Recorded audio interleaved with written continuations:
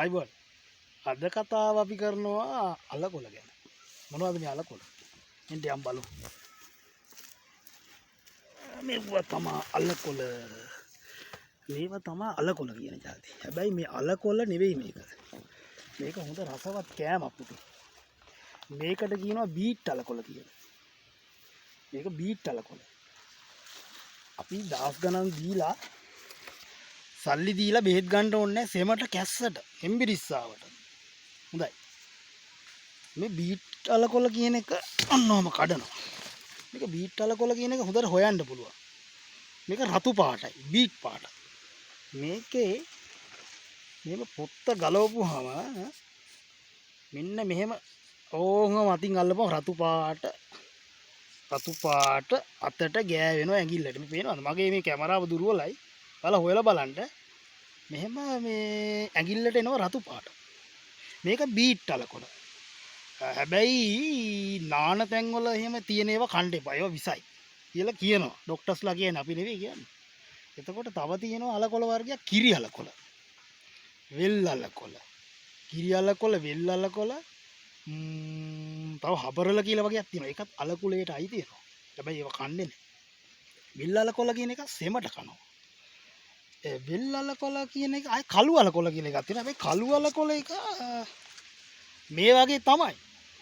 කළු අලකොල එකේ පත්‍රේ එහා පැත්තේ මෙහෙම රේණු නැහැ. ඉතින් බලා ගන්න. මේකේ රතු පාට රේණු තියෙනවා. නමුත් කළු අලකොල කියන එකේ රේණු නැහැ. ඒක මෙතන නෑ මං හිතන්නේ. හැබැයි කලාතුරකින් හොයන්න පුළුවන්. ඇලවල් වල ඔය වෙල් වල ශාස්ත්‍රීය පැතිවල සීත පැතිවල මේවා තියෙනවා. මේ අලකොල හරි ಗುಣ කෑම. වෙල් අලකොල වෙනයි. මේ වෙල් අලකොල සුදු පාටයි. කළු අලකොල කළු පාටයි. හැබැයි මේක මේ පාටමයි. ඒක රතු නෑ. ඒක ඇවිල්ලා ඊටාම හොඳ කෑමක් සෙමට. ගොර ගාන එකට පපුයි සෙමට මේක අපි මේක කඩලා දවසක් හං වෙන්න තියෙනවා. දවසක් හං වෙන්න කියලා අම්මලා එහෙම දන්නවා උයන විදිය. හං වෙන්න තියලා මැස්සේ අපි මේක පවුවදාට හැබැයි මේකේ ගන්න පුතේ මේ පතු මේ හැම එකක්ම ගන්නත් බෑ. ටිකක් සාමාන්‍ය පඳුරක ලා කොලේ තමයි ගන්නෙ.